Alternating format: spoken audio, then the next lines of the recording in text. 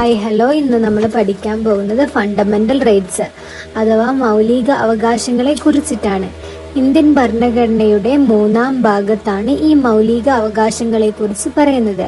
വകുപ്പ് 12 മുതൽ 35 വരെയാണ് ഫണ്ടമെന്റൽ റൈറ്റ്സിനെ കുറിച്ച് പ്രതിപാദിക്കുന്നത്.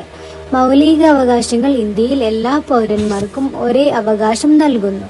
മൗലിക അവകാശങ്ങളെ 6 ഭാഗങ്ങളായിട്ടാണ് തിരിച്ചിരിക്കുന്നത്. ഒന്നാമതായിട്ട് വരുന്നത് തുല്യതയ്ക്കുള്ള അവകാശം.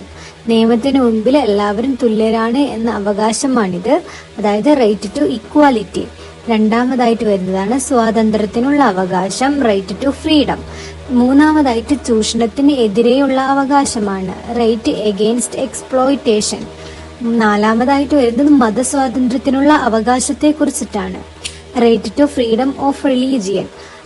അഞ്ചാമതായിട്ട് വരുന്നതാണ് സാംസ്കാരികവും വിദ്യാഭ്യാസപരവുമായിട്ടുള്ള അവകാശം, കൾച്ചറൽ ആൻഡ് എഡ്യൂക്കേഷണൽ റൈറ്റ്സ്.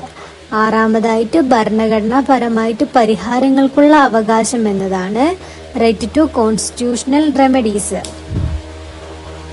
ഇങ്ങനെ 6 ഭാഗങ്ങളായിട്ടാണ് മൗലിക അവകാശങ്ങളെ തിരിച്ചിരിക്കുന്നത്. ഇത്രയും ഭാഗമാണ് ഈ പാട്ടിൽ ഇൻക്ലൂഡ് ആക്കുന്നത്. നെക്സ്റ്റ് പാർട്ടിൽ ബാക്കിയും കൂടി ഇതിൻ്റെ വിശദീകരിച്ചിട്ടുള്ള ഭാഗം നമുക്ക് ഇൻക്ലൂഡ് ആക്കാം.